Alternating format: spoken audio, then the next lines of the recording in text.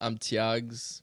I go by Tiago. People call me Tiago. I'm a Canadian. Now I'm living out here in LA. I started in my basement making music, and I had a couple viral songs go viral on TikTok. Was able to sign a record deal, and then from there, I was able to build a fan base. My biggest song right now has over 80 million on Spotify. Holy! And and I'm just super grateful to be here. Sometimes I forget how crazy life works, and how just I ended up like, it's crazy because I remember I would be like at a Harvey's just eating food, and I'd be like, damn, like, Los Angeles, like that seems such a crazy thing to me, to just being able to travel there, right? And now that I'm sitting here, doing a podcast with you in LA is like, it's surreal. Like my like looking back at my like little self, I'd be like, damn, that's surreal. How old are you now? 25. Okay. So when did you make the move to LA? How did I make that? I still feel like I'm a little bit in the transition because I always go back to visit family. But I'd say like when I was 24, maybe. Okay. So it's been probably like two years or a year and a half that I'm like going back and forth. What made you decide to move out here? Like, what was the deciding factor? Before it used to be for the opportunities, because everybody's just like working here. But lately, I've been really thinking about it, and I've really been asking myself the question, like, why am I here? Wow. So have I. Yeah. Wow. Oh, really? Like this week. Oh, wow. Yeah. No, I've been really like just in my bed looking at the ceiling, right? Like, why am I here? Right. And I realize like it's mostly now because I believe in like energies, right? And I think it's mostly surrounding myself with like-minded people in order to strive for what I'm pursuing. Because when I'm back in Canada, like, no offense, everyone, I feel it's a very government-oriented city, and when I'm around that energy, I'm not, even though I love music, I'm not as fully driven when I'm surrounding myself with like even like close past friends. It's like, I don't know, there's just a thing about the energy here that it makes me get up and start like doing shit. Were you from like a small town? Super small. It's called Ottawa. Not a lot of people know about it, but it's actually the capital city of Canada, and it's very government oriented. People either have a government job or working at the hospital or whatsoever. But there's not a lot of like striving people, to strive something that's like artistry or like more like business oriented. Like, it's very limited. So it's getting better now, but so you're kind of an anomaly in a way, like in your own town. I guess so, because because like I was just in my basement, and it's like making it out from the basement, right. Which I was just, like the basement was like how does that happen? How do you like, what was walk me through your story a little bit. Like, were you always a musician, and also when did you start social media? So back in the day, I started off I feel like my story is a little bit like complicated, but I was born in Canada, and then I lived there for 9 years, and then suddenly my dad had a job to go to Belgium as a diplomat, because they had a lot of debts. Like, it was pretty, it was an uncomfortable situation, so we ended up going there. And that's when I started to discover dancing. Like, I was at a high school, I remember, and I was walking through the hallways. Nobody really would pay attention to me. And then when I saw this like group, and it was like some Filipinos. They were like dressed like in colors and stuff, and they were doing a dance called the jerk. Like the jerk, sure. You're a jerk. And I was like, whoa, like that's crazy. Like, they're getting so much attention. Like, damn, I want to be that guy, whatever. And I started to learn how to dance. And surprisingly, at first, went through all the hate, whatever. And then I actually got good at it. And then I started dancing and dancing and dancing and dancing. Started, to do crump, popping, whatever, all the styles. Then long story short, did the whole dance. And then at some point, I was saying, we were in Belgium. And then my dad's job was finished. So we moved back to Venezuela. And then from Venezuela, lived there for 6 months and then came back to Canada. So long story short, things happened there. But when I got to Canada, I was like, yo, like, I don't like where dance is. I don't like how dance is viewed. I don't want to be just a background dancer. I want to be more on the spotlight. Like, I want to be more than just a dancer. So I was like, yo, I want to start something new. And then music came, and I was like, yo, I'm gonna just try this. Cracked all the programs, FL Studio, like everything you can imagine. Started, you know, producing, started recording, mixing. I didn't like mixing and mastering, and then started posting on social media, Instagram, and then TikTok, and then that's when it caught on fire. Yeah. Wow. You were in high school dancing? Is that what you said? Yeah. Okay. High school. What was that, like 6 years ago? Ooh, 5 years ago? more. That was oh man, I was 12 years old, I think. Okay. I started dancing when I was no way, how old was I? Like 12, around there. Yeah, Okay. yeah. So kind of middle school, high school. And dancing, and then I really like got good at it. But it's just I didn't like how it was like seen. I didn't like how like I understood like, oh, I want to be a background dancer for like Chris Brown. Right. But I was like, yo, I want to be Chris Brown, you know? Like I want to be that guy. Right. So yeah, that's how I transitioned into the music. Yeah. And then you said that you just kind of fell into the music production. You're cracking the things. You're getting into it. But it's not that easy. Like, how do you learn? How did you learn how to make your own music? It was crazy because I saw, okay, what do I... So this goes back actually to... Because, you know, I was dancing, whatever. But how the transition went from dancing to music was actually because I got in a fight, right? I have like I have a scar right here. Wow. And I got in a fight because of a sweater. So I had like friends, right? And friends, of course. But I had friends in high school, and there was one friend we would like pick him. I don't know. It was just like we would make fun of each other, but he would take it the wrong way every time. Like he would get super mad. And then one day he started asking for the sweater, and I'm like, yo, like I don't have it, whatever. I was just avoiding because it was such a nice sweater. It was a beige sweater. So one day everyone decides to go to his house, right? And then once we go to the house, I see like my friend is like, yo, come inside. I'm like, nah, it's not a good idea. Let me like stay outside. It's like, no, just like come in. So I'm like, whatever. I go in. You know, I see the mom, say hi, go all the way up, go to the bathroom, just chilling there. I don't go say hi to him. So he comes up to me. He's like, where's my sweater? And I'm like, I don't have your sweater. And then he's like, if you don't have my sweater, you get the out of my house. And as soon as he said that, I was like, yo, if you kick me out of your house, I'm not giving you your sweater back. And as soon as I said that, he like grabs me by the neck. I grab by the neck. I'm about to hit. But then I remembered at the time he was younger. He was 18, and I think I was 19. And then I was like, yo, like I don't want to get in any like weird like things, whatever. So we ended up like just fighting. I got him down. He put me down. Then my friend threw us in the bathtub. It was some like crazy stuff. We get back up, put him down, like, yo, stop. We separate each other. Next thing you know, I look at my hand. It's like this like huge, I don't know. It was like deformed. Wow. And I was like, yo, I gotta go to the hospital. So I got surgery, and then I couldn't dance anymore. I had to like stay in my bed the whole day. And that's when I started to like look into YouTube videos. What do I need for music? What do I need for this? What do I need for that? And I guess they're in the same world, basically. I mean, you as a dancer, you have, you know, this love for music already. Yeah. I feel like that's how I kind of was able to learn music pretty quick, because I started when I was 20 years old, and after just 2.5 years, I was able to blow up with the music. So I'm really blessed for that. But I remember how the way that I cracked it.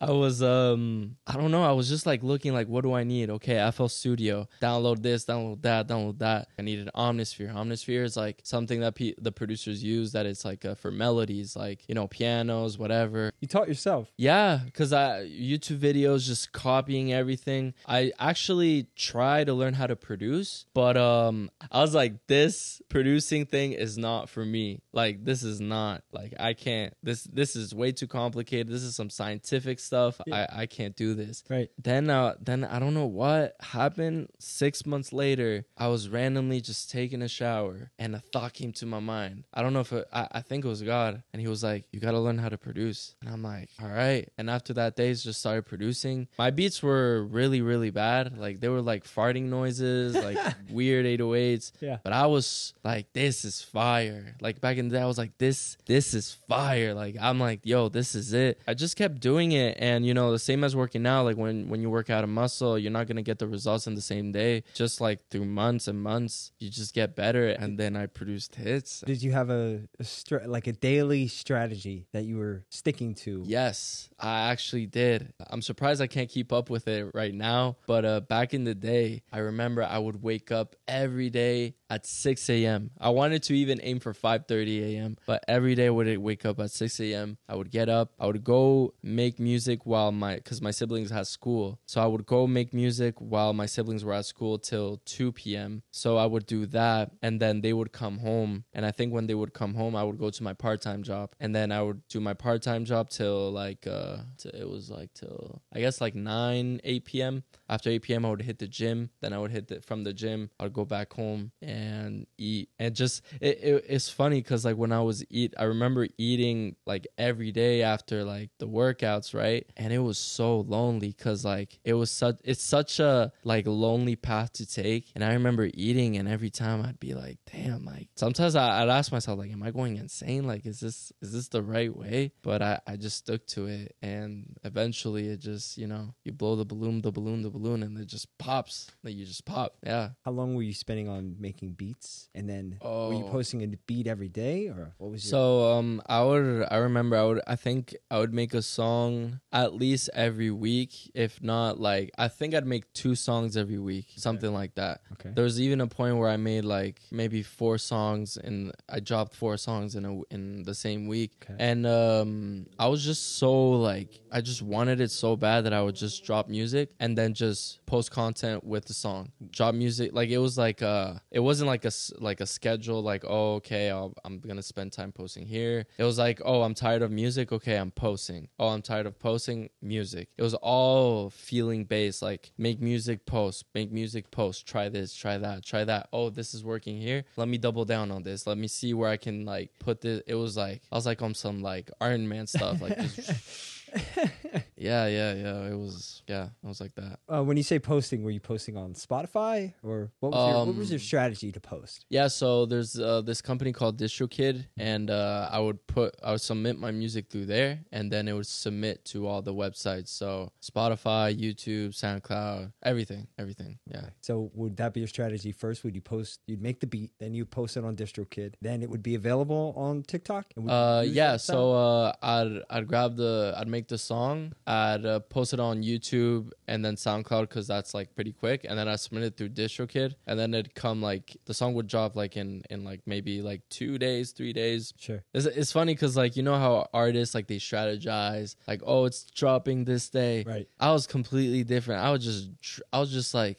was basically like with a basket of songs, yeah, just throwing stuff at the wall, right, and seeing what sticks. Yeah. That was me. I was that artist. Yeah. Where were you finding inspiration for your music? Were you scrolling TikTok like every day or something, or no? At first, sometimes it could be events or like anything really. Like it could be like, you know, I could make a song about being on a podcast, you know, something like that. But mainly, what I discovered was using viral memes and including them in my songs. So where I would get inspiration was basically me scrolling through TikTok, seeing really what's going on, and I still do that till this day. Yeah. I sit down, I look at my phone, and I scroll through, and I see what is culture right now, like what's happening, and then that's where I would grab my inspirations. Yeah. So that's been your strategy this whole time? Yeah, pretty much. And also listening to other music. Like if I like something from a song, I'm like, oh, I want to do something like this, and then I'll just grab it. Or like, let's say like I'll hear like a funk song, and then I'll hear like a Bad Bunny song, and I'd be like, oh, let me like grab both worlds and then just make something new with those 2 elements. Right. So that's kind of how I think with my inspiration. You're in your basement making music, is that right? Yeah, my basement. Can you remember what your inspiration was for your first hit on TikTok? Yeah. So I remember that day so well because, you know, like having a first hit is insane to the human brain. So I remember this was in December 2019, and wow, I was scrolling through TikTok. Yeah. Scrolling through TikTok, and then I landed on a video of this guy being like, "I'm in the ghetto, ratatata." Right? That one guy. Yeah. And I was like, how does this have like 100 million likes? Like, this is crazy. And then I looked at the comments, and one of the comments, it caught my attention because it said, someone make a song out of this. Someone make a song out of this. Wow. And I was like, that's what I'm going to do. I will make a song out of this. So, at this part, how early was it in your journey? You were already on that grind of like posting every day. Yeah. At this point. Okay. Yeah, I was. You saw this opportunity. Yeah. Okay. So, yeah, I saw that and I was like, yo, I'm gonna make a video being like how to make a song with I'm in the ghetto, drums, 808s, melody, vocals. So I did that and I was like, okay, like this like gives me like a Spanish vibe. So I made the song. Yeah. And then I had the video ready. I remember I was in my bedroom and I was like, hey, I'm not gonna post it yet because I want the song to be dropped like on the platforms, like how I explained. It takes a little while. Right. So I went to go turn on my shower, and dude, I came back and then I grabbed my phone again and I looked at the video and I was like, you know what? I'm just gonna post it. You know, like I would listen to a lot of Gary Vee stuff and he would be like, just post, be in the yes business. I was like, I'm gonna just post it, whatever. Right. I post it, go take a shower, you know, showering like nothing. Right. I come back to my bedroom. The next day I have work like super early. Like I gotta wake up like at 5:30 a.m. something. Yeah. And then I look at the video and I was like, oh man, like 10K, like, oh wow, like that's pretty cool, damn. And then I see the comments like, oh, this is fire, and I'm like, oh, yo, fire, dude. And then I get in my bed, brush my teeth, whatever, I'm in my bed and I see 15K, 20K, 30K, and I'm like, wait, there's something here, like this doesn't make, like this is odd, I don't usually see this. And dude, it just keeps going, 50K, 60K, 100K. I'm like, whoa, what? That's crazy, like wow. And then I finally go to sleep. Then I wake up the next day and it's like 1 million. Dude, 1 million back in the day when you never had 1 million is great. Like it's, I don't know how to explain the feeling. It's just, I was like, what? There's no way. Like I couldn't believe it. I ended up going to work and dude, because I still had my notifications on, my phone kept buzzing, bzz, bzz, bzz, like every second, bzz, bzz, 2 million, 3 million, 4 million, 5 million. I'm like, I lost it. I was like, there's no way this is happening. Then I showed my friend, dude, look, and then my phone just lagging, buzzing, like notification after notification. And I'm like, I remember that day because when I finished work, it was like at 7 million, and for me it was insane. So I would like, because I remember my dad picked me up. It's funny because this was on the 31st of December. Wow. So it was like going to the New Year's. Yeah. And I remember I'd walk with my dad to the supermarket to, you know, get the turkey, whatever. And dude, I'd walk and I'm like, yo, like I'm famous. Like, yo, these people are looking at me. Like I'd really feel that way. I'd be like, yo, like what if they know me? Like, man, like that's crazy. And then I came back home. Then the next day happened and ended up reaching 13 million on the video. Wow. And then the song on YouTube did 2 million. Wow. So that was like my first song that went viral. I tried to promote it for the people to use the sound, but only 5,000 people used it. Okay. So it's still a lot, but I was like, okay, you know, I thought like labels were going to reach out, but no, nothing. Like just like a small independent label reached out. We tried to work something out. It was Black, I think it was Black 17, I think it was called. Okay. But it never ended up going through. Huh. So that happened, and then nothing else from there. It was just like, oh, okay, everything is calm. So I kept going, you know, I kept doing the grind, kept doing the same technique because I was like, this is working. Let me double down on this. Yeah. Kept doing the same thing. And then I remember I was in my basement scrolling again, and then I would hear, oops, my heart went, oops, my heart. And I'm like, this is fire. It's trending, but I think it should be like a trap song. So I was like, yo, let's make this a trap song. So I did the song. It took me a long time to make the melody of the song because I really couldn't find it. I really didn't know what to do, but I ended up finding it, made the song in my basement, just recording take by take. And then I did the video, how to make a song with this, posted it. It reached 50,000 views. And then I was was like, okay, 50,000 views.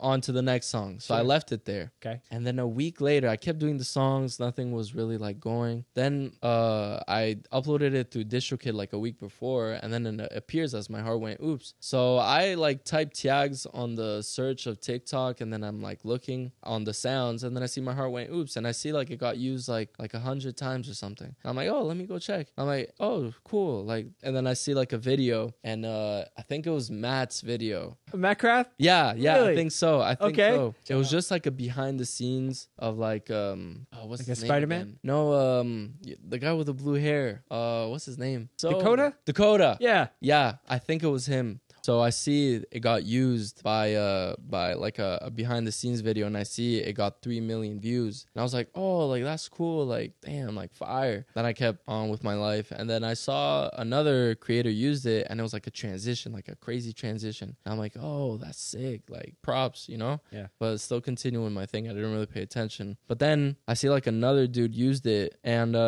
he was actually someone that I know from like someone that I looked up as like a big TikToker.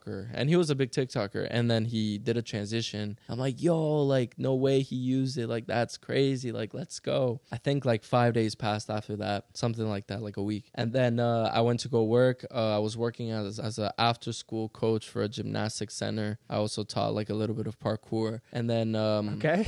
yeah. And then I was there, and I remember at the time like I could like grab my phone sometimes, and then I get a snap from like one of my friends from TikTok, and then I open it, and he's like, dude, Charlie D'Amelio just used your song. Wow. And I'm like, bro, like no, like that she's the number one. Like me, I'm like, if I had like the number 8, I'd be cool. Like, yeah, okay, I believe it. But I'm like, no, Charlie, bro, no, impossible. That's impossible. And then I keep walking with the kids. I go to the trampolines. Then I actually grab my phone, dude, put Charlie D'Amelio's account. Then I type it. I see the video with my name. My heart went oops, and the song just, my heart went, yeah, my heart just got so, and I see Charlie D'Amelio. And dude, after I saw that, bro, it's like, I don't know how to explain the feeling. I feel like I was like, there's no way that just happened. I look around me, I'm like, they know, they must know. Like, this is insane. Then I went, I got out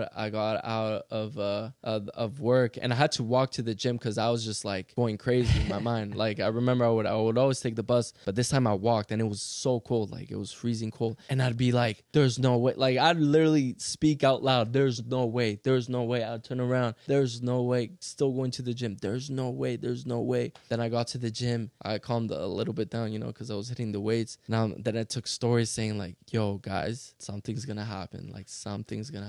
And dude, after she used it, dude, I call it the Charlie effect. Like, it went from 3,000 videos to 5,000, 50,000, 300,000, 400,000, wow, 1 million. Wow. I'm like, this is it. And it was how quickly, bro. It was so quick. It was less than a month, less than like 2 weeks. Wow. It just every day, just videos on videos. And I'm like, wow, there's no way. And then it got to like 2 million videos made. And then I was just sitting there like, okay, this is going viral, but it's weird. No, like, what's next? Like, no labels reach out. I don't understand. Really? Yeah. And then I remember I was in my dad's car because he was like filling up gas. And I look up and I'm like, yo, God, like what's next? Like, I need something, you know, like I want to get out of like where I'm at. Like, it's such a struggle. Like, I want to get out of this. And then I got home, then I look at my emails, dude, and Republic Records, Drake's label, Ariana Grande's label. Wow. Reaching out. Hello, TIAGZ. We've looked through the song. We really like My Heart Went Oops. So we would like to discuss blah, blah, blah, blah, blah. And I'm like, yo, there's no way. That's crazy. Then I get the call with them, and they just like, I just don't understand nothing of what they're saying. Like, oh yeah, we're gonna do a single deal, 50-50 or blah, blah, blah, blah. And I'm like, I'm just like, okay, yeah, I don't know. I just don't get it. So yeah, that's how I had my first hit. Wait a second. Okay. Them reaching out to you, what steps did you move forward with any of those opportunities? Oh yeah. So yeah, I had that first fall. And when was this? I'm thinking February. This 2020? Was February. Okay. Yeah, February. I'm having the call. I don't understand anything. I'm like, yo, like, yeah, like. Then I remember I hanged up, and then I looked at my mom like, Mom, I didn't understand anything of what they just said right now. Like, I don't know. Yeah. And then they said they were going to give me a call later. Okay. And then the next day, I get Alamo Records reach out. Oh, excuse me, hi. We really like the song My Heart Went Oops. Yeah. It's like a system. Right. And then after Alamo, I had Capitol Records reach out. Hi, we really like the song. What other label did I have? I had a Columbia Records. I had a Warner Records. No, I didn't have Warner. I had what's the other one? There's Warner and then I had Warner Records. I didn't have Universal. I had Warner Records. Every label reached out except Def Jam and Universal. Wow. And I was like, after the second call that I had with Alamo Records, I was like, I can't continue getting these calls, right? And then one guy reached out to me because he wanted to help me sign a deal when I had my first I'm in the Ghetto song. Yeah. And I remember he would DM me so many times like, hey, like I help people sign record deals, and I'm like, nah, this guy just wants money. Like I'm good. And then he saw the potential. He saw the potential because he kept messaging, and then at some point he was like, dude, let me just at least give me the chance to give you my speech. Okay. My what I have to say. My pitch, exactly. Sure. My pitch. Sure. And I'm like, you know what? All right, let me take this call. Had a call with him, and he explained me everything about rap. I was just asking him questions. It wasn't even about how, like, I was just asking him questions like, I don't understand. I had a call with this guy from a Republic, blah, blah, blah. I don't understand what's going on. And then I told her, like, because he messaged me right a little bit before after Charlie D'Amelio used my song. He was like, hey, man, how's it been going, whatever. I'm like, bro, did you see what happened on TikTok? Dude, instantly he called me. And I'm like, and then he told me, like, listen, let me show you that I could be a good manager to you. We don't got to sign anything. Let me just show you that I can be a good manager to you. And then from there, you can decide. So I was like, all right. So he grabbed the role. Sorry, having these calls with all these labels, yeah, whatever. He was doing his thing. And then at some point, he had to go to Epic Records, the Sony label, for a producer. And then he was explaining me the story. He's like, what if I show like TIAGZ music and explain them the situation, what's going on, and see like what they think. So that's what he did. And instantly after he showed the A&R from Epic Records, the A&R was like, I want to sign him. Fly him out. So after all of this happening, all this crazy stuff, I was still working, right? Because like, gotta make that bread. What did you say you were doing for work? I was an after school coach. Got it. So I would still be working, right? Mm-hmm. And I remember this was like my before last day. I had to teach like a private kid. It was a private course with one kid, and it was teaching him parkour. And dude, I remember that day exactly. I was like, what? Why am I still here? Because I have all this going on, right? Right. And I'm just here looking at this kid, being like, I gotta like teach this kid. I gotta do. But I'm Hollywood. Like I went Hollywood on everybody. I was like, what am I even doing here, right? Wow. And then after that course, I called my manager. I was like, man, like I gotta quit. Like why am I still here? I don't understand. He's like, just wait till we confirm the flight, whatever. And then I think the day after, I decided like, hey, I'm quitting. Like, and I told everybody like, hey, listen, like it was last minute too, like no notice. I was like, hey, like I'm quitting, and everybody was shocked. Like, why? I'm going to LA. And then everybody was like, oh my gosh, like what happened? Like, and then I told them like, yeah, I actually make music. And then they were shocked. And then I remember I quit the job. I got to the gym, and that's when my manager told me, okay, he sent me the flight tickets. Like, okay, you're going to LA on Sunday. And I was just like, because that was my first time going to LA. I was like, wow, I can't believe this is happening. Told my parents. My parents was like shocked. Like they were like, what? And I was like, yeah, I'm going. Then flew to LA. Met with the label. Was your family concerned at all about you just leaving and going to LA? They were, cause like I was going viral, but they were just like, cause they in the beginning I didn't really get the support from them. They didn't sure. But they were like, when I told them that labels are reaching out, that's when they were like, oh, maybe something's happening. But as soon I told them I was flying to LA and they were flying me out, it was like they were so like, what? Like my mom, I remember they were watching TV and I came in the room and they were like, no, what? Like what? You're going? And I was like, yeah, mom. Like, the music's working out. And then after that day, they support me like crazy now. But yeah, back to the story. I remember I went to the Epic office. It was like huge office.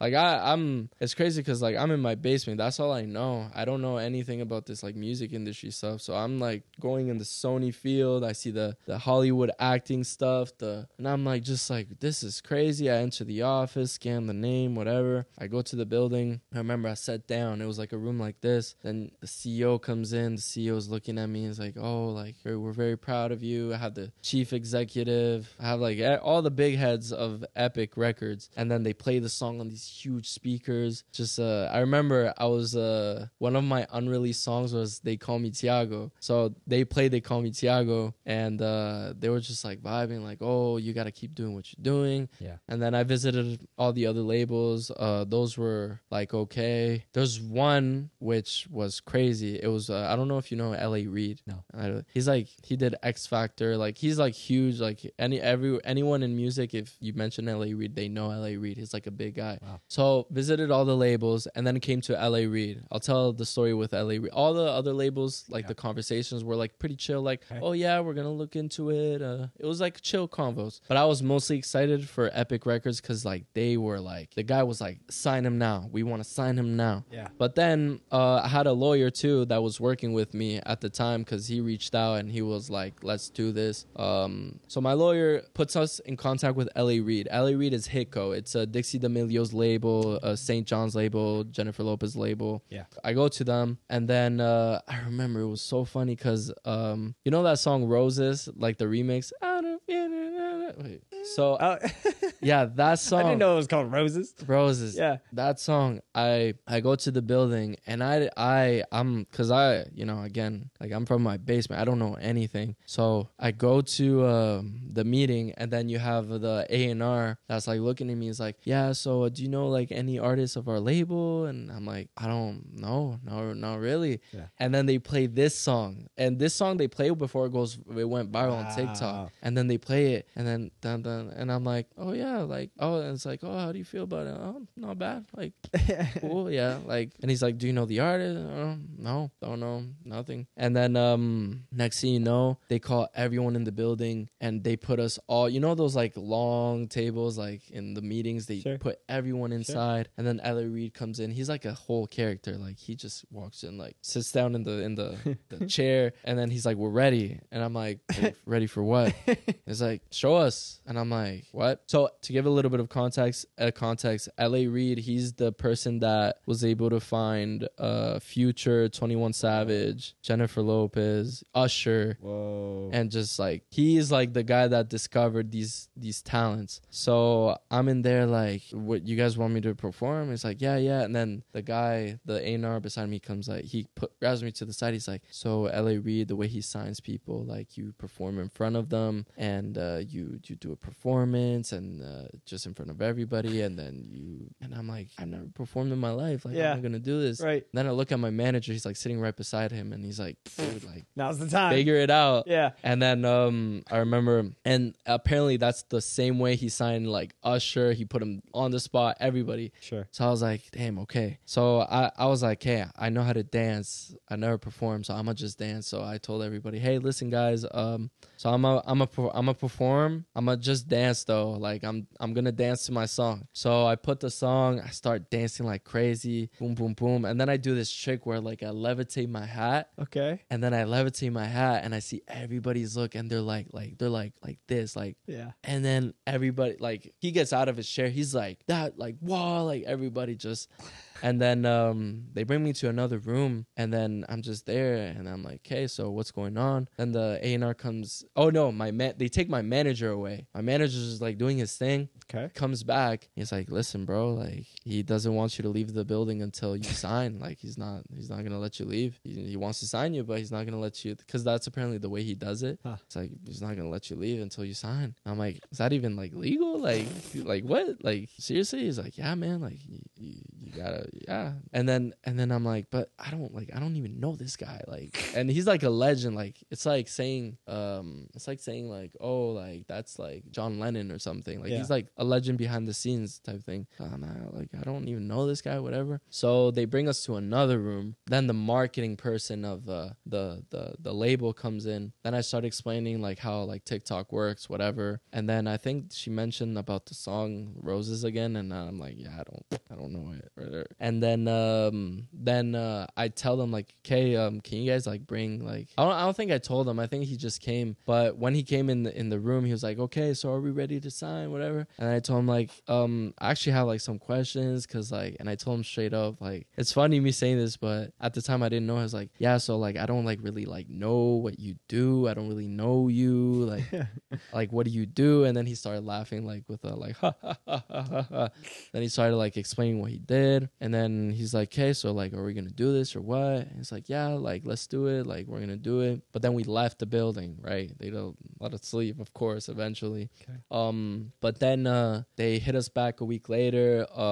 But he didn't give us what we were like looking for. Like it was like a lot of albums for like the amount of like money that they wanted to give us. So it didn't really work out. Yeah. So we ended up just signing with Epic Records, and that was after all that. After all that, and it took months. Like it took like, because I came back to Canada. Okay. And it was funny. I came back to Canada, and then the second song started to blow up. And Call Me TIAGZ. They call me Tiago. Yeah. And that was like that. Then the label was like, okay, like the price just went, you know, yeah. But yeah, that's how the process went. That's awesome. Thanks for sharing. That was cool. Of course, man. Of course. That's very cool. Of course. I feel like just hearing that story, you were one of the first musicians really getting reached out to by record labels at this time, 2020. Early 2020. Yeah. So, and then you have multiple songs getting millions of uses, which is like insane. I wonder about, did COVID affect what you were doing at that time?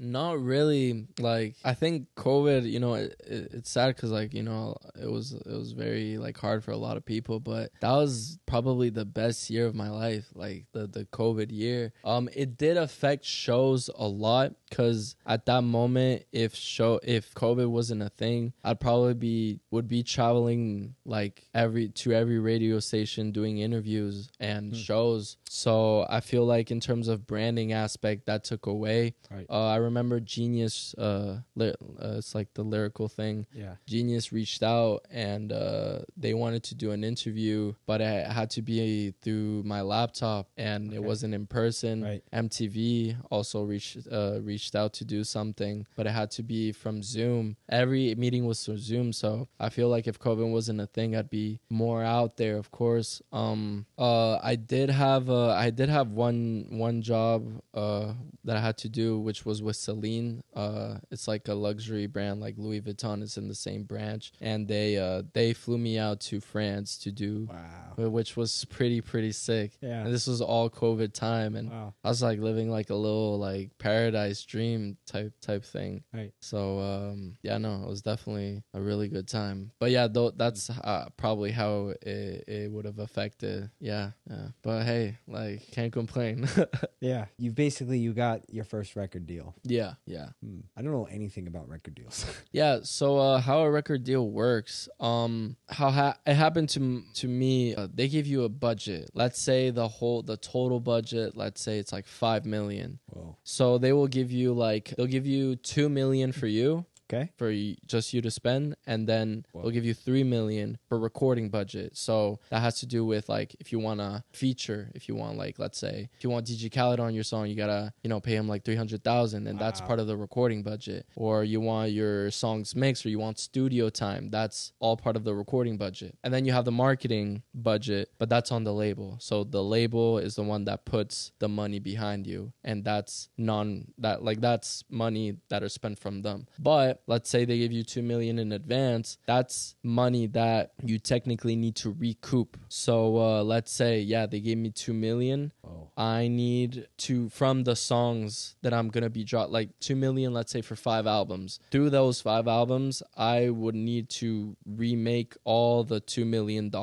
And after I remake the $2 million, the splits of a song would be 80% goes to the label and 20% goes to me. Does that make a little bit of sense? You said 80% goes to the label, 20% to you? Yeah. Yeah. Because, of course, the label is like investing in you, right? So they want a big part of like a song. Like, let's say like a Justin Bieber song, like probably makes like so much money. That's 80% going to the record label. And 20% of like how much that makes is still a lot. But imagine what the label makes. What if you just decide you don't want to make music anymore? Are you just like bound to that contract? I mean, that's a good question. Okay. I think you technically can't. And like, what if you don't make 5 albums? Like, I guess you have to. Yeah. Wow. Yeah. I don't know what happens after. Maybe you get sued for it. I hope not. But are you in that similar contract right now? No. So in my situation, so it's weird because after one album, they get to decide if they want to continue, because every album, like let's say if I do an album and then I make a second one, they have to pay me like 200 to 300,000 for another album. So every album is like they have to pay you more. So they get to decide if they want to continue. So we did one album. That was the deal. It was a 3-album deal in total. But after the first album, they weren't really giving me, like at first they were like, yeah, they pushed, they called me TIAGZ to radio and all that. They did a great job. But after that, it was kind of like they were kind of declining. Like every time I would want like, money for marketing. At first they would give it, but then little by little, they wouldn't really pay attention. They wouldn't give me what I wanted. I wanted to make certain type of music. They were like, no, you're not a rapper. You got to make this type of music. Wow. You're a pop artist. You got to do this. It was like, it wasn't like being me. Like I couldn't be full. I couldn't create peacefully because of all the opinions that were like just being thrown at me. So after, it didn't really work out. So after the first album, we just decided to part ways. Yeah. Okay. I'm technically like written down. I don't even know, man. Like I think I'm still signed with them, but I'm still dropping music like independently now. So it's like I'm technically not. Okay. Yeah. Cool, man. This is cool. I feel like we're getting the whole journey. Yeah. I want to give as much as I possibly can. I like to look at this as like almost like a time capsule. It is. It does. It feels right? like it. Yeah. I'm like living everything I live. Yeah. Yeah. One thing I find that creators often have that sit here, they always have a story of being creative throughout their whole life. When you were younger, were you creative when you were younger also?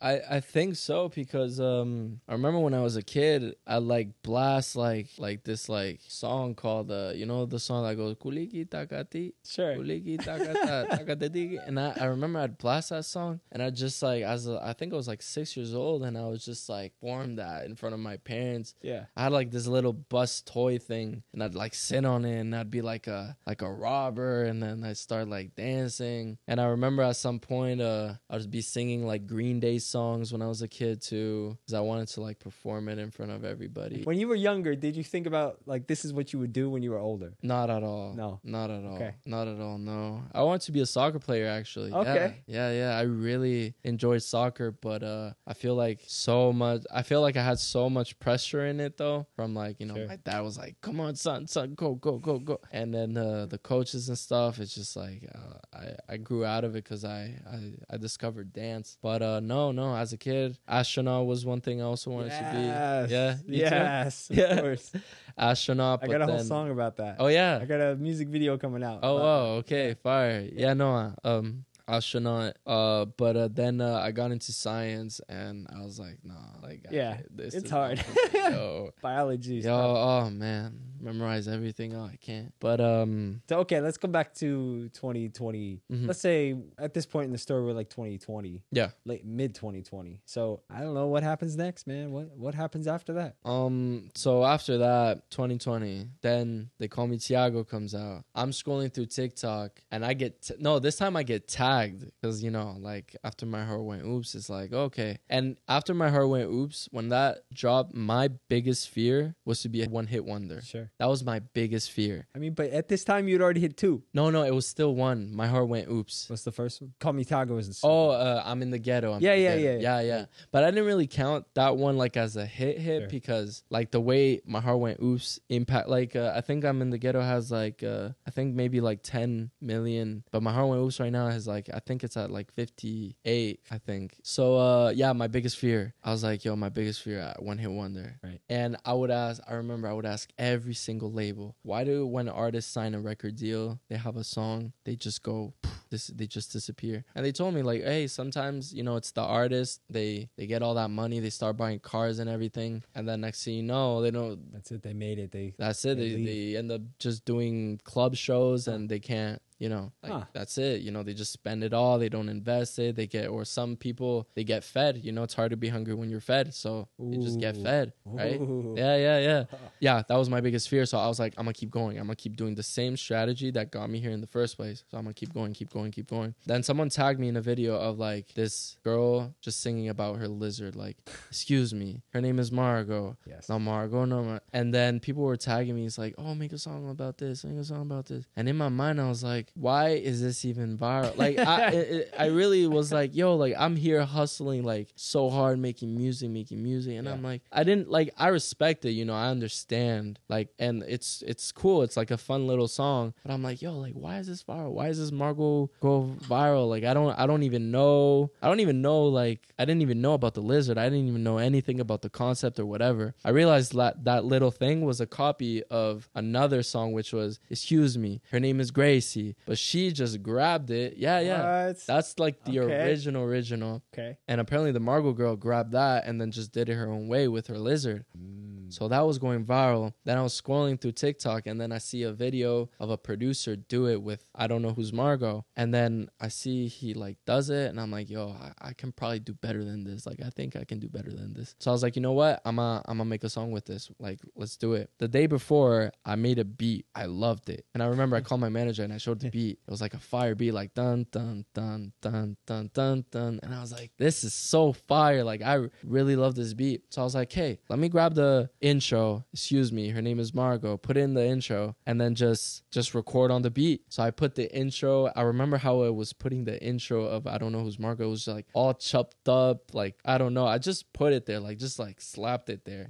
And then my lyrics was like, okay, this person is Margot. I'm gonna just come in and be like, all right, well, they call me Tiago, and they really do call me Tiago. Yeah. I don't know who's Margot because I really didn't know nothing about Margot. So I don't know who's Margot. I just hit this lotto, meaning I already went viral, and now I'm building up my cargo. I'm building up my brand, and now like I don't got time to waste. Now I know that I gotta go. And I remember in the studio, I was just like, they call me Tiago, and then pause. I don't know who's Margot. Pause. And then I would look on Rhyme Zone too. I'd be like, what can I rhyme? Because I was just like, I didn't expect nothing of it. I was just like, what rhymes with Marco? Oh, lotto. I just hit this lotto. Okay. Building up my cargo. Oh, I put it together. And then the verses, man, I gotta admit, I just wanted to finish the song. Like, I wasn't like really like caring about it as much. It might be sad to say, but it's just the truth. Like, I was like, okay, let me just do the verses. Let me change it up. And then I finished the song. I heard it and I'm like, oh, I hate my voice in it. I was like, it just like the voice, like it just made me cringe. Like, I didn't really like it. I didn't like it. Yeah. But then I was like, you know what? Let me just post it, dude. Let me just post it. What was it about your voice that you didn't like at that time? I don't know. It was just like, I just didn't like my voice in it. I still posted it. Yeah, because I learned that I shouldn't put my own judgment on the song and I should let the market decide. Because from Gary Vee, that's a mindset from Gary Vee. Because like they always say in the music industry, like it's always the song that they didn't expect that the one that blew up. So I kept that in mind. So I was like, let me just post it. And I remember posting it. You know that feeling when you like know like this video, I don't want to show it to the world. It's like it's not me. It's like But I remember I did like a like a little dance in my bathroom. My hair was ridiculous. I think I just woke up that day. Like I was just like, they call me Tiago. I don't know who's Margo. And I posted it and I'm like, hey, like I posted it, whatever, just forget about it. Was it out on DistroKid at the time first? Not even on DistroKid. I think I still submitted it. Yeah. But and then I posted it and I'm like, okay, Like, I'm gonna just continue making music. But then the Margot girl used it. Oh, she liked it. Okay. And I'm like, and that video got 4 million views, and I'm like, damn, that's fire. And the same people that it's like it was like a pattern. The same people that used it in My Heart Went Oops, the same people, like the same timing too. They used it on They Call Me Tiago, the same people. And I'm like, and in my mind, I'm like, what? I already seen this before. And he kept using it. And I'm like, dude, I remember I was working out in my garage, and then I get a notification being tagged in Dixie D'Amelio's videos, and she used it. And I'm like, and I call my managers, that's it. We got another hit. We got another hit. We literally got another hit. That's crazy. Wow. Dude, time went through, and then Charlie D'Amelio used it. Then she used it again in 2 videos. I'm like, those videos had like 10 million. It just went viral. Now I'm like, let's go. Another song going viral. It's funny because like those 2 songs, like 2 sounds went viral. I had like, at the time I had like 1 million, then I had 2 million on different sounds, different challenges too, which was weird. People would be like, it was like a POV, like I don't know, it's just like acting. And then another one, which was threw me, like it didn't throw me off, but it caught me off guard. There you go. It was like to see if your butt is big. It's like you pass your, like you put your arms, then you pass it to your legs, and then you try to see if like your butt is big. And then people used it. Even James Charles used it. And I was like, this is crazy. And the song has nothing to do with the challenge. That's what amazed me. And then it went viral. And then I was like, okay, let's like keep going. And then, you know, I did the deals and stuff. And then the next song was Muffins in the Freezer. Yeah, tell me about this. Oh, that was, this one went completely over my head. Yeah, that was that. You know the quote. At first you become the hero, but you stay long enough and you become the villain. I think that happened to me a little bit. Okay. Because Muffins in the Freezer was a different story. It was really, really strange. I remember I heard it. It's like, who in the hell put the muffins in the freezer? And I heard it and I'm like, okay, who did it? Like, who? So I was like, all right, I'm gonna just be like, I did. And then like what are you gonna do about it? And I remember recording that song because I didn't even like, I thought it was a joke. Like I really did. So I was like sitting recording, and I remember I was like with a like deep was like, I did. And then recorded that, and I was like, what you gonna do about it? Nothing. I did. And then I recorded it. I was signed with the label at this time, and then I put it on TikTok, and then there was this thing with like, it was like alt TikTok, and like there was like 2 sides of TikTok. It's like the hype house TikTok, and then it was like the other TikTok where they were like, I don't know, they wanted to be different. They were hating. It was like some like war stuff. I don't know. Okay. It was some drama.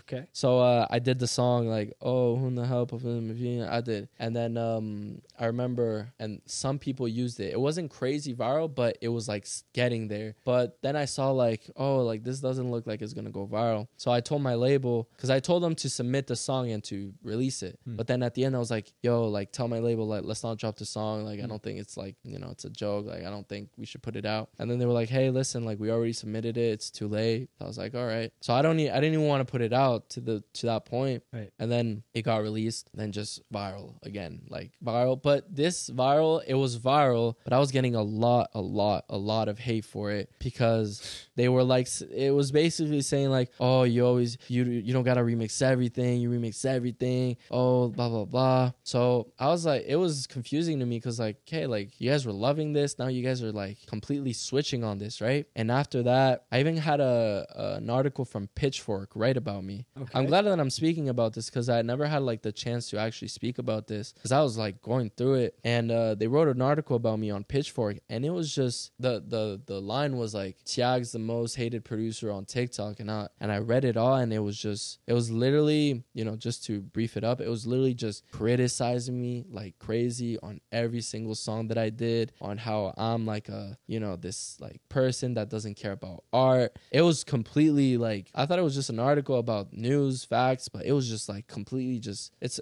still on there. Jabbing at you. Yeah, just jabbing. Yeah. At first, my first thought was like, use this for verification. No, it wasn't. I was already verified. Okay, I was already verified. But no, my first thought was like, damn, like that, like it was hurtful. Like I'm not gonna lie, it was like hurtful. But you weren't thinking like any press is good press. Yeah, then okay, it was that. Then I was like, but I'm on Pitchfork. Yeah. So like, I don't even know what's Pitchfork. It's like I guess I think it's like a Kylie thing, like that type of news. It's like big. But then I was like, I'm on Pitchfork, so fire.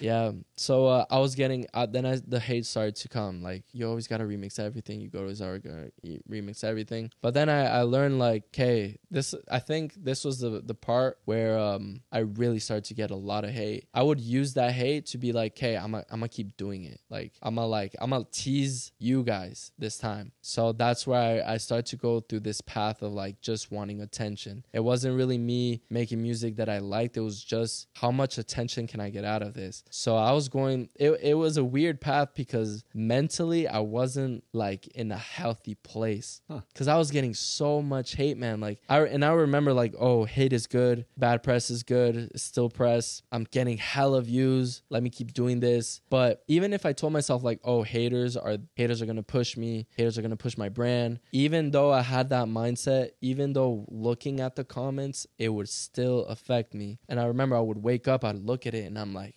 it just completely changed my world. Like I was just like not doing well. I remember I was live, and dude, I think I had like 300 people live, and they were like just hate. It was just hate, and I had to like ignore it, right? Because I was trying to talk to my fans. It was just hate. People making videos of me, hate. And I think that's when like I took a step back. I still had another beat actually. I just did a beat, went viral. It was like a Taylor Swift beat, went viral too. Like it had like 6 million uses. It was crazy after the muffins in the freezer. But after that, I think that's when like I took a step back and really like had to get away a little bit too. And because it was like mentally, it was like rough, right? So that really made me, because everybody then started to hate on me, saying like, oh, your music like is bad, your music sucks, whatever. So that in my mind, it made me become way better at my music, and I started to actually enjoy the music that I was making, because I think it was from all of that, like I guess trauma from the internet. I was saying like, I'm not good. It reminded me actually of my like old trauma when I started music, because going through from a dancer to like a musician,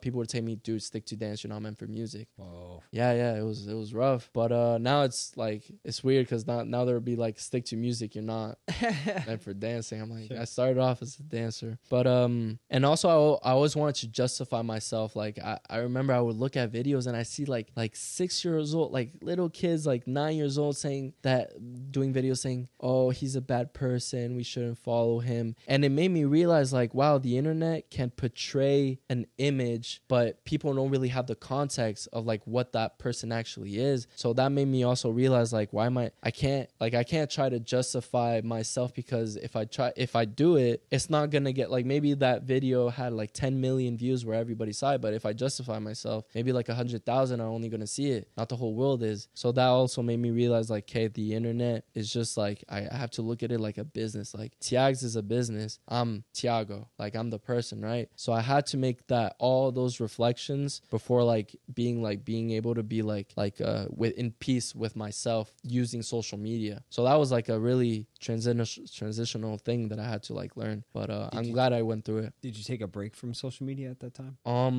Did I? I don't think so. So you just powered through it. Yeah, because like I actually tried. I remember I made a video actually saying like, I'm gonna take a break, and then 3 days later I was like, I gotta get back to it, like, because I love working, right? So yeah, but yeah. Is TIAGZ your first name? No. TIAGZ comes because I used to live in Belgium, and I had a dance crew called Crazy Inc. Okay. And one day I was walking with my friend, and that was part of the dance crew, and then he was like, dude, he was like randomly like, dude, why don't you name yourself like TIAGZ? Randomly. What? And I'm like, TIAGZ? He's like, yeah, TIAGZ. I think that'd be fire. TIAGZ. And then after that, I just went with it, and TIAGZ. But no, my first name is actually Santiago. Okay. Yeah. Oh, okay. There's a San. Yeah. Cool. TIAGZ is like your nickname. TIAGZ I think is my artist name, because even when I like meet people, I'm like, oh, hi, how are you? Oh, what's your name? Oh, Tiago, nice to meet you. Like I think it's like the artist, dancer, it's like the entertainer. I'd say TIAGZ. How do you feel like having an artist name separated from like your personal name like changes the relationship you have as an artist to like? That's interesting. Yourself? Before, no. Like I always felt like TIAGZ was me. But then when I look at myself in the internet, I get a lot. I get this a lot. I get a lot of people say like, dude, on the internet you look cocky you look very cocky, and like you look arrogant and stuff like that. And then it made me realize like, and a lot of people also tell me like, when I meet you in person, you're like the nicest person. And when I go live, they're like, dude, you're actually like super nice. And people think like I'm really like this like guy, like, and that made me realize like, okay, TIAGZ is actually the guy in the internet. Like I feel like almost like the internet created that identity, because I'm just posting content, but I don't really get to decide what works and what doesn't. So I feel like the whole internet is creating a perception of TIAGZ, but TIAGZ is me. Yeah, it is. But I feel like TIAGZ is created by the internet. That's cool. Yeah, I don't know. I just realized I've been thinking a lot about that also for me personally, like some way to separate me as an artist from like me as just who I am. Yeah. And like even being able to then give new personality traits to this artist version of me. Like the Dominic, this me of Dominic is scared to perform. I need to be a performer in order to succeed, right? Yeah. Like how did you break out of that? I know you had that moment with Reed, or right? LA Reed. Yeah. And I think I remember seeing online like some videos of like your first performance at a bar. Oh wow, yeah, right? yeah. Right? No, that the bar thing was just like a little thing I did in my city, but I had another one, and it was like at this like community thing, and that was like probably my first performance. And it was strange because like I always was the type of guy, like if you're scared of something, you just gotta go for it, you know? Like you really like there's always something greater out of the other side of fear. And don't get me wrong, like I still get scared when I'm gonna perform. Like I remember I had a show like at a really big club in Europe, in Belgium, and I was hella scared, because I was like, I think what my biggest fear performing was like, what if like the audience just looks at me and just stares at me? Because I remember that happened to me. I performed at the Hive Music Festival. It was performers were like Ski Mask, Suicide Boys, Post Malone, Denzel Curry, wow, Snot, like huge names. And I was like the TikTok guy, right? So I remember, and the festival, like everybody had like very strong genres. It was like very like aggressive trap, aggressive hip hop. And I remember I came in there, and my first song was like a Latin song. It was like a Latin, soft Latin song. And I remember I went in there for the first time performing a festival, and I had like 30,000 people in front of me. And I went in there, put the first song, performing it, and dude, everybody just staring, just like that. And in my mind, I was like, yeah, I was afraid, but as soon as that happened, I was like, you know what? I'm just gonna do my job and then just get out. And that's it. And I realized like there's really nothing to be scared of. Like I feel like going through that embarrassment, or going through that that rejection or whatever, at the end of the day you realize like, oh, like there's really nothing to be scared about. Like I think it's just like a practice. Like, and I practice myself to just strive for, like, you know, if I'm scared of something, strive for it. Was there anything different about that specific performance that you've now learned since then, and you've gotten better performing? Like, yeah, I mean, do that you did that first time that you wouldn't do now? Yeah, it made me realize like it's not that bad as it seems. Like if you're performing and the crowd is like just staring, like when that happened, it's like I didn't care as much anymore. Like I was just performing, and then I was just like, I'm gonna just do my thing. And but don't get me wrong, like I'll still like I got asked like not too long ago to like perform at a show, and every time it's always the same. I'm always nervous. It's always the same fear. But as soon as I step on that stage, everything goes away. It's crazy. And I remember even I watched the video, and they asked The Rock, like, do you still get nervous like before you? And he says every time. But as soon as he's on that carpet or whatever, it just goes away. And it's the same thing. Like even like when I'm about to do a dance battle, I get that fear or whatever, that nervousness. But as soon as I'm on there, it goes away. And same with performing. Like as soon as, like, it's always like going there, getting ready, waiting for them to call your name. But as soon as you're on that stage, man, as soon as I'm on that stage, I don't even recognize myself. It's crazy because it's like I don't know how to explain it. Kind of like It's like TIAGZ when he's on the stage, to be honest. Like I'm, I can be calm here, but if I'm on a stage, like I'm like that's my stage, and if people are not moving, like I'm gonna tell them to move. And I learned that through being on that stage. Yeah. How many live performances have you done? Not a lot, to be honest. Like live, like for music, I think 4 or 5. Okay. Not a lot. Yeah. Okay. Yeah. Do you have any long-term goals for performing? Yeah.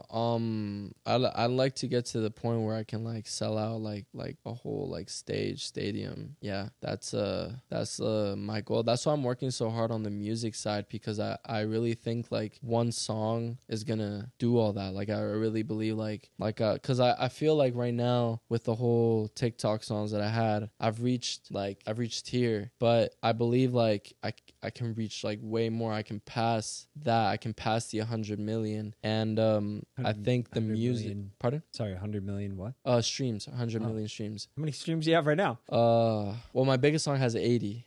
Yeah, thank you. Wow. But I believe a song can change everything, so that's why I'm so focused. Like I'd rather do more songs and shows right now, because I have the belief that a song can really do all that. Like if you have like a song that just changes the world, it will change your life, and it did for me. I've seen it happen with my own eyes. So yeah. How do you find the confidence to keep making content and keep making songs? I think it comes from what I can control, I think. And I think the more I put out, the higher the chances I get. And also self-belief. Like I believed in this dream like back in the day. I believed in it so much that it's like I knew that it was going to happen. And now that I've seen it happen, it's like my confidence has been backed up by my results. So it showed me like, oh, I did it. I can do it I know that I can do it at a higher level. How I find the self-belief is actually just the actions that I'm taking every day, because I can't control the results, but I can control what I can put out. So that's what I focus on, and I'll do that till,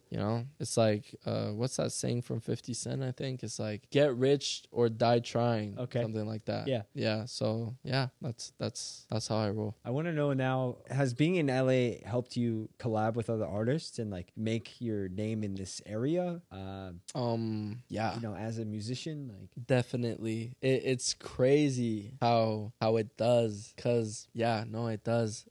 If I can give one example, I went to this meeting. I had no idea about it, and I went to this meeting, and it was like a TikTok meeting, and the company is actually, they work with TikTok China, so it's like the connection. It's like an agency that they have, and I went to the Sicky House, which was they do a lot of they work with a lot of artists in LA with the NFT space too, and they told me, yeah, like go there, whatever. So I went there, and then there was this lady. She was the CEO of the company. Her name is Erica, and I was there. I saw some TikTokers that I recognized, and then I was just there, and then she was just like, just talking about how TikTok China works, what they want to do, and then randomly she was like, yeah, Akon was supposed to be here. Let me call him right now, and I'm like, okay, do your thing, He didn't respond, so nothing happened. But then we exchanged contacts. She was super, super lovely. Everything went well. And I went back home to Canada. And I think after that meeting, like 7 months later, something like that, like a very long time after, she hit me up and she was like, hey, so Akon is like working on this NFT thing, and we really want you to be a part of it because, you had like the whole success with the viral songs. So we really want you to be a part of it. And I'm like, wow, that's crazy. Yeah, we really want you to meet him. We're gonna be meeting in Atlanta. You should definitely come. So I was like, yeah, sure, I'll do that. And then it didn't happen because like, oh no, apparently Akon is in Africa. Like he's always traveling. We gotta like catch him. So I was like, oh, okay. So next thing you know, we ended up it was in Miami, and then I ended up flying to Miami, and then we went in DJ Khaled's studio, and then I just went in the door, and then there he was, and then we met. We had a like super dope conversation. He was giving props to me about like having viral songs. I was like, yo, like in my mind I was like, yo, you're Akon, like what?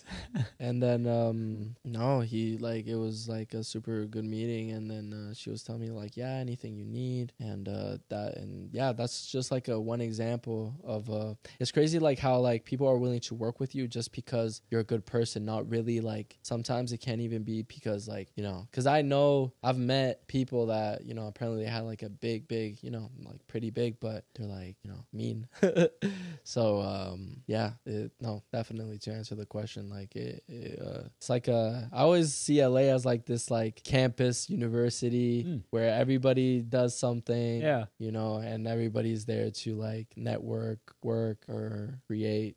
Or like in the Wish House, the times at the Wish House too, those were fun times. I had a lot of fun. And I met also like people through Clubhouse. Remember Clubhouse back in the day? And yeah, like those are people that like I see them as like friends, like not even like damn like let's work, it's like let's hanging and stuff, you know. And it's cool to see how like long a relationship can last. Like, you know, like it's been like what, a year that we haven't like seen each other, and like here we are doing a podcast, you know? And I remember we were like, you know, out in like Santa Monica and stuff like that. So it's definitely pretty cool. And since then, I've seen you do ads for like different companies. Brand deals. I forgot about that. Like, what were you making songs for them? So I had a Chevrolet reach out, which was pretty sick, and they reached out to TikTok, and then TikTok gave them like different artists, and then they me. Wow. I think the blue yellow hair worked a little. And then they flew me out to Toronto. I did a campaign, like a dance, and then I did a song for them, and then they just promoted it on social media. That was pretty cool. I think that was the only thing. Was it? I feel like there was two. Was there another one? There's another one. Maybe it was the same one. Anyway, you talk about your hair. I remember talking to you, dude. Yeah. What? Know what I'm gonna say? Yeah. About making yourself a brand. Yes. This is a whole conversation. Yes. Was it J.O. that talked to you? Yes, that was it. What did he say to you that made the switch? Like, explain that to the audience real quick. Yeah. Oh man, I remember that so well. So yeah, I wouldn't care. Like, even my manager was like, "Man, like you gotta like dress a little bit better," because I still like I never bought clothes because I had my clothes like since like I was like 9 years old. No. Since I was like 16, 15. And then I remember one day we were, I think it was at the pier, at the Santa Monica Pier. And then J.O. was like, yeah, in order to be a strong brand, people gotta dress like you for Halloween. And then that stuck to me. I was like, damn, like that's true. Like what can I do different to like have a brand, right? So I was like, oh, should I like wear 2 chains? Should I wear 1 chain? Never thought about the hair at all. Like, oh, I don't know. Oh, man, that's complicated. That's a complicated one. But then I remember it was like a week later, I think. And then I had a call from my friend, and then we were just catching up like from Canada. And then he asked me like, dude, why don't you dye your hair? Bro, was it the same guy who said TIAGZ? Like, why don't you? No, not him. Okay. It was Donatello. I don't know if you met him. No. The guy with the dreads. Have you met him? Maybe. No, maybe. No, it wasn't the same guy. Crazy. It would have been crazy. 2 for 2. Imagine. Dude, that guy would have been like made my career. You need to hire that guy. Yo, yeah. But no, he was like, dude, why don't you dye your hair? And I'm like, damn, I don't know, man. Like, that's a big responsibility. I don't know if I can do that. It's like, yeah, man, like, you know, like that'd be crazy. And then I thought about the brand thing, like, dude, maybe I should. It's like, okay, let's do it. And then I was like, oh, maybe like a split dye. It's like, oh, maybe we should do that. And then I wanted blue and silver, but I don't know why he ended up doing it blue and yellow. So I was like, all right, I'm gonna just rock with it. And since then, I stuck with it. And since I dyed the hair, everybody has been recognizing me in public. That's something that shook me, because when I had the viral songs, that's another thing. When I had the viral songs, I was like, people know the songs, but they don't know me. Every time I walk in public, no one ever recognized me, but you mention the song, instantly they know. Right.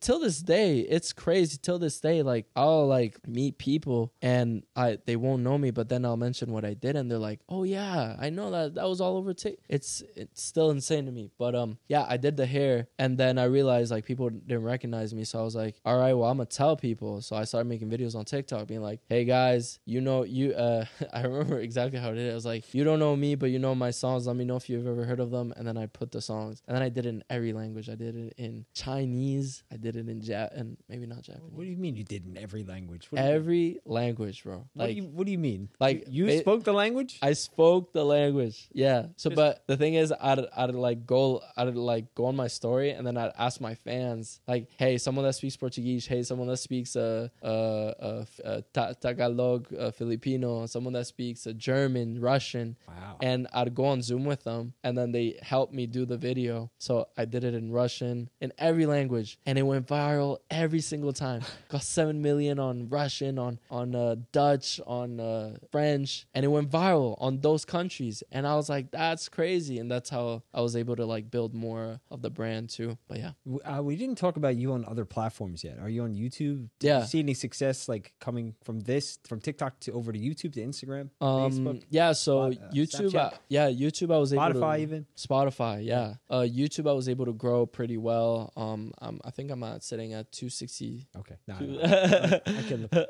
262K or something. Okay. But in terms of the music, everyone went to go listen to the music. Of course, that's how I was able to build. Lately, YouTube Shorts has been working really well. Every viral video that I post on TikTok, I post it on YouTube Shorts, and it goes pretty well. It does pretty well. Spotify, amazing. Can't complain. I was at 3 million monthly, but now I think I'm at 400,000. Yeah. I haven't dropped a song in a very long time. 460. I checked earlier. Yeah, 460. Right. I that's something I do gotta do. Drop a song because I have not yet. I got ideas for you. I wrote them down actually. Oh, thank you. I've been like part of my job right now for the videos I make are like these, finish the lyric videos and. Oh, okay. And I found. I found like 3 last night. Oh, wow. So I'll pass them to you. Yeah. Thank you. Yeah. I got them written down right here, so I won't forget. Thank you. And SoundCloud, well, pretty well.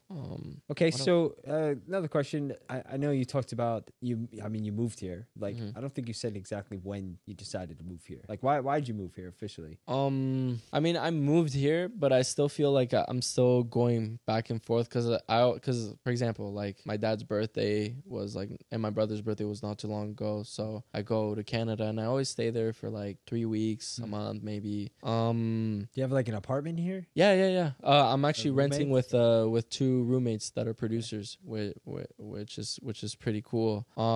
Yeah, so I decided to actually like get a place here because honestly, it's just because I was spending so much on Airbnb. Like every time I would want to come for a month, Airbnb would be like 5,000 to 4,000. Yeah. Just for the month, and so I was like, let me just, because the way it happened, I went to the studio. They have a studio at the crib, and then I was just explaining my situation, like, hey guys, like I'm just looking for a place to rent, and then 3 months later they contacted me and they were like, hey man, like we're actually looking for a roommate. I was like, oh, like let me just do it. And was it also so at the same time? Was that when you got the record deal? No, this was a little after. A lot after, yeah.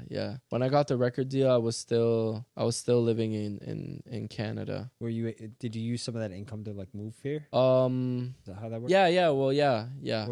I guess my question is like, at what point in this journey did you, at any point did you become like a full-time content creator, full-time musician? Not working for anyone else. I think it was a little bit before I signed the record deal because I honestly did not know how much music pays off. I really didn't know. I don't know. Yeah, because I was like working, like for me, fame was the number one thing. I just wanted to be known. I just wanted people to know who I was. I was like, I don't even care about the money. And then my songs went viral. I had like 3, 4, 5. Yeah. And then the income doesn't come like after 2 months. It has like a delay on DistroKid. But dude, then I saw how much I was making, and I was like, it was like 6 figures. And I'm like, independently. And I'm like, that's crazy. And I signed the record deal. You say independently? Yeah, in the independently from like the DistroKid. Like before I signed the deal. So wait a second. You're saying before you even signed the deal, you're already making 6 figures for music from DistroKid? Yeah. How many millions of listens is that? So it's like it's a million streams. Is equal. Wait, a million streams. A million streams is equal to around 7,000. Wow. So okay. Yeah, it gets high. This is news to me, man. Yeah, man. No, it does, dude. 2023, can you still make that kind of money right now? If I can still. Yeah, I mean, if I have a song that goes like that crazy, yeah. Like any musician listening, you know. Oh yeah, no, yeah, for sure. No, 100%. And then I forgot to mention I also signed a pub deal, which a pub deal is like basically like let's say you produce or you're a writer, pub deals sign you for that. So I signed a record deal, a pub deal, and then plus the independent catalog. What? Wait, what's an independent catalog? What do you mean? I mean, did you saying that they bought your catalog? Oh no, they didn't buy the catalog. No. So what I made from my independent catalog. Got it. Plus the record deal and then the publishing. It was like all at once. I was like, it shocked me. Is that like your manager getting you the pub deal? No. It was them. Yeah, it was all them. Okay. Well, it was all me, them reaching, wanting to sign me. And but yeah, no, you can definitely like make a living off of music. And of course, I've also done a lot of investments, which I didn't want to. I want to play my moves smart, I guess. Yeah. Okay. So cool. Yeah, this is sick, man. No, thank you. I'm trying to think what year we are in the timeline. Probably 2022. About 20. I mean, we're going back and forth. Yeah, a little bit. 2022. So it's like early 2023 right now. What do you got planned for the rest of the year? Rest of the year. Between late 2022 and 2023, I've been focusing a lot in learning. I don't know why I've been focusing a lot on my health, like working out. I would go out every weekend and just drink and just party and do all of that. And lately, it's been like it's been like 4 months that I stopped completely drinking and just working out. Like I don't even go out on weekends as much anymore. Just focusing on health. And I feel like I'm getting back because like I had success and then I kind of got fed from the success because I would, I'd get like fancy cars and I'd pop a lot of bottles. I'd be at the club here. I'd go to Miami. I'd be at all these sorts of events. And I kind of just got, I'd wear like my chains and stuff. I kind of got like a little lost in the sauce a little bit. And then lately I've been taking a step back and being like, okay, I feel like I had my fun, but now I'm gonna focus again. And then I started working out, started eating well, started taking my vitamins, my proteins, and all that. And I started to learn a lot about investing. I started to learn about money management, and just learning a lot about that. And then in terms of the music, I've been doing music that I actually enjoy. There's a lot of music back at the time where it was music that I would make, but I wouldn't necessarily be like, damn, this is something I listen to. Like I wouldn't listen to my music, but now I've been making music that I actually make. I haven't dropped in a while because I really want my next song to be something that I really believe in. And I'm in a grateful position now because now advancing to 2023, I am going to drop like my next song, and I'm grateful enough now that I have like a budget to push my own stuff, and I have the connections also to push myself my stuff to TikTok and everything. So I think 2022 and entering 2023 was more interior work that I had to do on myself, and I feel like now I'm able to become like the best version of myself, and then start again just dropping the music and keep going from there. Okay. Any plan for a music video this year? Any plans for a music video? That's an interesting question too. So my last music video, I did a music video, but then I realized how expensive it was. I really did realize like, seriously, yo, yeah, like it's like, yeah, I can, like, it's an investment, but I was like, yo, like this is actually like a little expensive. So what I started doing, like we went close to Santa Monica, and I just told my girl like, hey, like just film us, like I brought my boy who helped me write a song that I want to drop. It's called Girl Out of LA, and then he was just playing the guitar, and then we just did one take, just film on the bench and just walking through the sunset, and that's like my music video. And the reason I don't want to invest as much on music videos anymore is because I just want a visualizer for people to see, because that's a mistake I believe I did for like They Call Me Tiago and all those songs. Like none of them have music videos, so none of them can know who's the artist behind it. So now what I'm doing is like, okay, like music videos, yeah, it's a little too pricey. I'd rather just do a bunch of like videos, one takes of me just performing the song, and it's technically a lyric video because I'm gonna put the lyrics on it. You have the branding, the blue and yellow hair, me walking, my style. So I'm gonna start doing those, and as soon as I see that one song is working, that's when I'm gonna do a music video. So that's lately where I've been with like the whole visuals and stuff. Can I share a music video idea I had last year? Ready? So, and it fits in with what you're doing, because the goal is to make a viral sound, right? Yeah. Let's say you make that sound, and let's say it's 2 minutes long. All right. The sound on TikTok. Yeah. I mean the total sound, the one that you post, like the Spotify. It's on Spotify. It's 2 minutes. Well, you have 8 options for 15-second videos. So then the goal is the first 15 seconds of the video, try to go viral with that 15 seconds, and then the second 15 seconds, then you try to make a viral move with the whole. Oh, see what I mean? Like, and then you take all those videos once, like each one has done really well, and put that together and make it a music video. That's your music video. Just like that's interesting. The collab or Yeah, that's interesting. That 2 minutes is a lot. It is a lot. But you spend enough. Imagine you spend weeks at a time, like keep trying to make the first 15 seconds go viral. First, over and over and over and over until it does. And then second 15 seconds, viral. And then you've like got this like crazy masterpiece, that's wild. Like Who knows what it's random every 15 seconds. Like, yeah. And you've like done the work to make it go viral. Yeah. I haven't done it yet, but I thought about it a lot last year. Yeah. That's interesting. Yeah. All right. Any advice for others getting into this space, and any regrets or things that you've learned along the way that you would advise new people getting into it to stay away from? I think one advice that I always follow is like being careful who you listen to, because a lot of people told me that I couldn't do it, but what helped me was like, okay, these people that are telling me that I can't do it, what are they doing? And then I look and I'm like, I don't want to, like, why am I going to listen to someone that I don't want to be like? Yeah. And that has helped me through everything. Like, it has really helped me, because like, like everyone, like I remember this one guy, he like put me down so hard, saying like, oh no, you should stick to dance, it's easier, like music. But then I looked at them and I'm like, but I don't want to be them. Like, why am I going to listen to them? So that's one advice.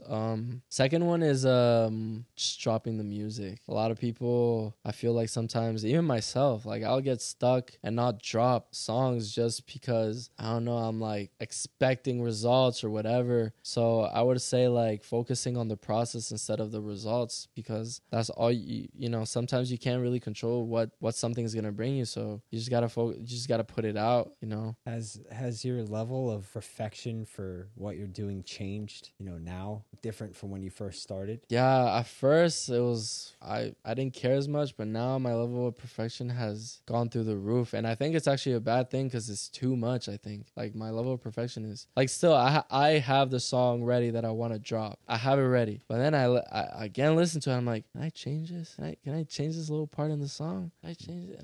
And then I tell myself like, it's too much, and I think it's the expectations now, because before I didn't have an audience, right? So it was like, who cares, like no one's watching, I can do whatever. But now that I have eyes on me, it's like the pressure's there. Like, it's like, damn, like if my video or if my song doesn't get this amount of streams, like that's gonna hurt. But then you realize like, okay, what if it does? People don't really care as much as you. Right. So they don't even see it anyway. Yeah, they don't even, exactly. Yeah, that's a good one. Right. They don't even see it. Yeah, exactly. There's so much noise. True. Yeah. Anyway, and it's funny because like even not too long ago, like the videos I've been posting on TikTok, like my engagement's been like plummet, right? And in my mind, I'm like, yo, like it's not working anymore. But then I went out in Santa Monica with my girl, and then this like group of kids just looking at me like, are you the guy from TikTok? Oh my God, let me take a picture. And then made me realize like, oh damn, like people still know. My hair. Huh? I'm about to dye my hair. Yo, now. yeah, let's do it. This is crazy. Yeah. And that made me realize it's like, oh, like the work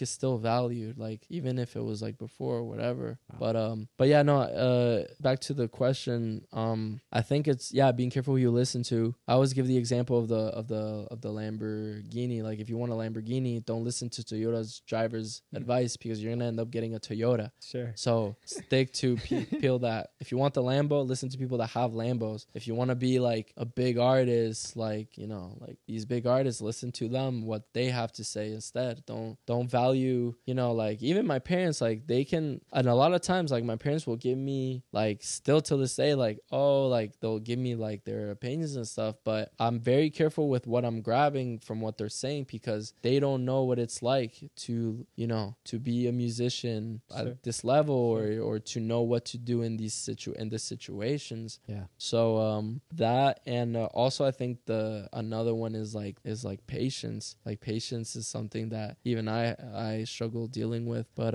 yeah, man, it's just like doing what you can. It's like thinking about what can you do today to get closer, but then in terms of results, being patient and just putting in the work every day. And then at some point, so like when I went viral, I didn't even expect it. I was not ready, but it happened, and it was like an explosion, right? So yeah, that's my advice. Cool. Okay. Did you say any regrets or anything? Anything regrets that you learned along the way that you would try to? I mean, it's a little detail, but you know, everyone gives the same answer, like, oh, no regrets, because that got me here to the first place. But something I would change is like, I wish I made music videos on the viral songs that I had. Yeah. Because it was hard because of quarantine, and I didn't care about. I was just like the music, but it made me realize how much image is important. And also I think any regrets? I mean, not really, man. Because like that's a great answer already. Any regrets? I feel like I can already connect with that so much. Like just making a music video for a song. What if you do you think it would be smart to add that into the strategy right now? So you make a song, you upload it to maybe you make the music, you make the song, you make the music video, then you upload it to DistroKid. You know? Like